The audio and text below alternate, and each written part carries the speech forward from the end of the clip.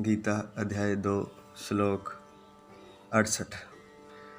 तस्मादस्य महाबाहो निगृहीतानि सर्वशः इंद्रियाणि इंद्रियार्थेभ्यस्तस्य प्रज्ञा प्रतिष्ठिता। इसलिए जिस पुरुष की इंद्रियों के विषयों से सब प्रकार निग्रह की हुई हैं उसी की बुद्धि स्थिर है। अर्थात जिसकी इंद्रियों के विषयों से निग्रह की हुई हैं, अर्थात कंट्रोल की हुई हैं, नियंत्रित की हुई हैं, रोकी हुई हैं। जिसने अपनी इंद्रियों को कंट्रोल कर रखा है, नियंत्रित कर रखा है और वो विषयों से संयोग उसका नहीं होने देता, उसी की बुद्धि स्थिर है। इस श्लोक के विस्तार के बारे में बहुत बार पीछे आ चुका कि उसकी बुद्धि स्थिर है और उसका तरीका बताया जा चुका है कि परमात्मा में ध्यान, साधना, अपने भीतर ध्यान। इसी के साथ एक अगला श्लोक ले लेते हैं। श्लोक नंबर 69। या निशा सर्वभूतानां तस्यां जागृति संयमी यस्यां जागृति भूतानि सा निशा पश्यतो मुनेः। अर्थात जो संपूर्ण प्राणियों के लिए जो रात है, जो रात्रि के समान है, उसमें स्थित योगी जागता है। जागृति क्यों जागता है? उस नित्य ज्ञान स्वरूप परमात्मा की प्राप्ति में। अब यहाँ पर थोड़ा सा समझना होगा। इसका एक साधारण सा अर्थ करें तो वो ये है कि जो परमात्मा की साधना में लगा हुआ व्यक्ति है, वो रात को बैठकर परमात्मा से अपनी लगन लगाने की कोशिश करता है, ध्यान में बैठता है, क्योंकि वो दिन में अपने कार्य कर रहा होता है, रात को वो उसको समय मिलता है तो वो ध्यान में बैठ जाता है, वो सोता नहीं है।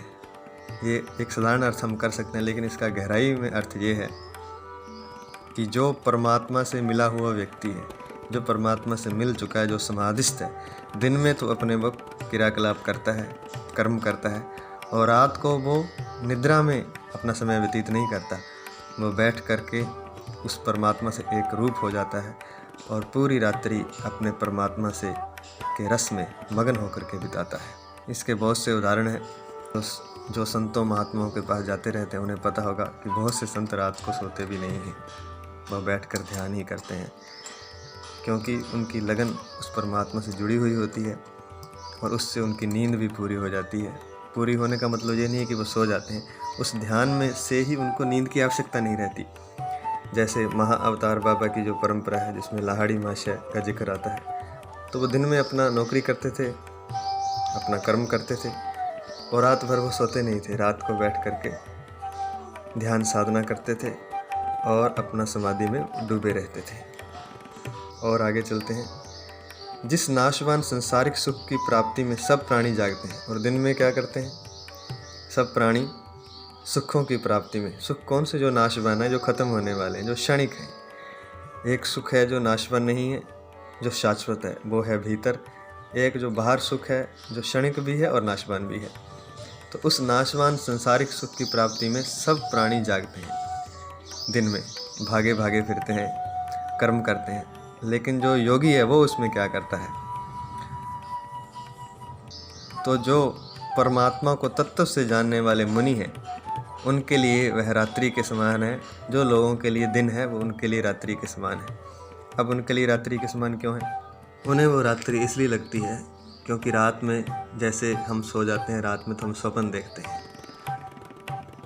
तो उन्हें ऐसा महसूस होता है और ऐसा सत्य भी है कि स्वप्न के लिए कितना भागा भागा इंसान घूमता है, दिन भर भागा रहता है। किस लिए? वो स्वप्न के लिए, जो स्वप्न में क्षणिक सा सुख मिलना है या पता नहीं भी मिलना है, उसके लिए भागा भागा फिरता है।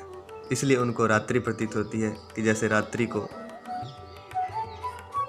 निद्रा की बेहोशी में सब बेहोश हैं और बेहोश होकर रात को सपना देख रहे हैं। ऐसे ही उन्हें लगता है कि ये संसारी जो हैं वो अहंकार की बेहोशी में बेहोश हैं। मैं और मेरेपन की मदिरा पी हुई है, उसमें बेहोश हैं और एक स्वप्न देख रहे हैं, जो कि एक मात्र स्वप्न ही है, केवल मात्र स्वप्न है। उस स्वप्न का कोई मूल्य नहीं है, क्योंकि वह क्षणिक है, यहाँ पीछे भी लिख चुके हैं कि वो खत्म होने वाला है। जो नाशवान संसारिक सुख की प्राप्ति में वो भागे हुए घूम रहे हैं, भागे फिरते हैं, वो योगी के लिए रात्रि है, निशा है। जय श्री कृष्ण।